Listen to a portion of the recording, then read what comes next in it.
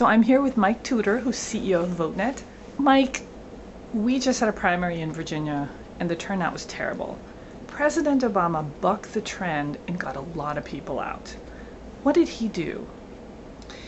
So, Joanna, it's interesting. There's a lot written about this, actually, and the New York Times ran a whole series, and there's actually a new book called The Victory Lab that talks about the secret science of Obama's success. And so science is the answer, but what does that mean? It's behavioral science, and it's data analytics. And believe it or not, Obama, before he hired a zillion consultants, campaign experts, and people that probably were using their guts, based on maybe some prior things they had done or what they thought would work, he hired a data analytics team. I think it was like 40 or 50 people, and he convened a meeting of the 29 leading behavioral scientists in the world, and he got them into a meeting to find out what is the cutting edge research saying about how to induce people or stimulate them to actually take action.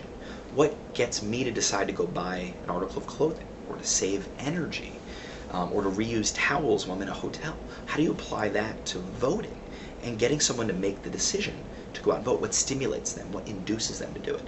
And so Obama used these two things very, very successfully.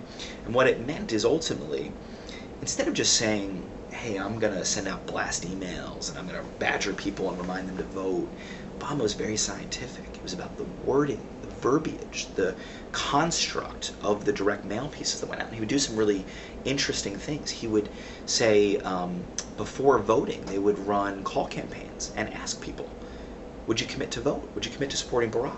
They even sent direct mail, like pledge cards, that you had to sign your name and your date, almost making like a socially binding pact with Barack. Somehow making the promise made you more likely to act. Exactly. And all the research, whether it's in voting or other areas of behavioral science, says that when you make a promise, you're more likely to follow through when you make a commitment. Kids know this when they pinky swear.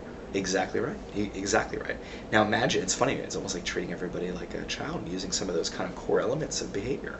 So they even did some other things. They went a step further. If you made the commitment and you pledged, they followed up with a phone call. Could have been a friend or a volunteer, someone in the neighborhood that you knew. But even if it wasn't, they would just say, John, we got your pledge card. You committed to vote. We just want to make sure that you're still planning to go out and vote on election day. And even better, they asked John to think of the plan. John, when do you think you're going to vote?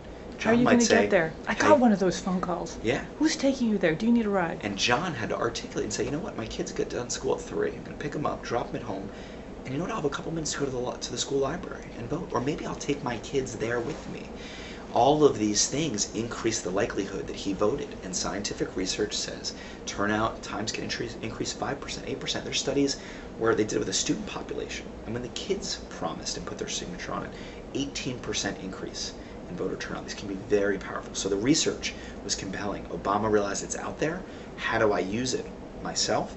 And then he used data analytics to track it and figure out where these techniques working, where these messages working, which ones were working the most. And when you put those two together, it became a very powerful combination. Well, thank you so much. Thanks for watching the Matrix Minute. Don't forget to connect with us on our blog and social media. For more information, go to matrixgroup.net.